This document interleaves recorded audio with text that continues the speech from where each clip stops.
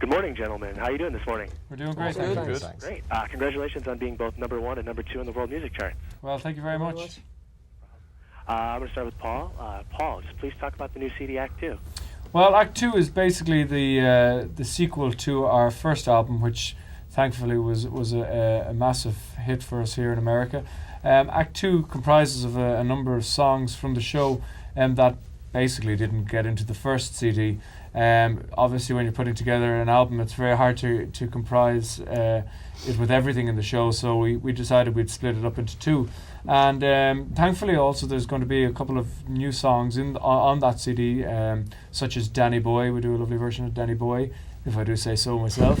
And we also have a couple of other songs that you won't see in the show, you won't have seen on the PBS show or on the first album. So basically it's a continuation of what we released already. Keith, can you tell us what we can expect on tour? Any surprises, anything different than the PBS show? Yeah, well, what you get with the PBS show is the condensed version of the live thing. You know, you're not going to get the whole thing on the TV. Like on the show on the night, you're going to get the full set, the full band, all the string section, the works, and also on the live show, you're in the theatre, you get the whole live experience with the lights, the smoke going through the crowd, and also we have a bit of fun with the audience, and also there'll be lots more songs which aren't on the TV show. And George, can you please, I guess as best as you can, describe the Celtic Thunder sound? I would say it's got both concepts. You could say, you know, there's a melodic sound there, there's a full sad sound comes through for it. I mean, you could hear a pin drop at some points, I'm sure. In other parts of the show, you'll hear an explosion of sound with the 5 voices coming together in an anthem, as you could even say, for the young Damien, pristine voice of the old gravelly voice of my own. And I think you're going to, there's going to be something in each voice totally to please every ear, I would imagine. Most definitely. And then Damien, you're the youngest member. Does that affect the group dynamic in any way, or how does that affect the way you get along with the rest of the guys?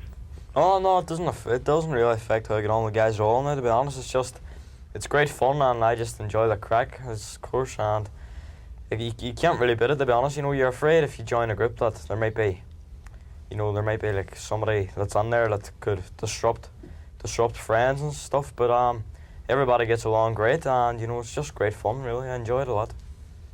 Great. And Ryan, can you please explain how you entered the group, how your tryout went, and then basically how the whole group formed, if you could? Yeah, basically, I mean, the whole concept of Celtic Thunder came together from our producer, Sharon Brown, who got together with musical director Phil Coulter, and she had this concept of having 5 guys who, I suppose, represented what she saw as Celtic men, I suppose. Good-looking guys. Very much so, George. Very good-looking guys, yeah. I don't know why she ended up with us, but that's what happened. She picked the wrong guys. It was dark in there. But basically, she held an audition process. I mean, the length and breadth of Ireland and Scotland as well.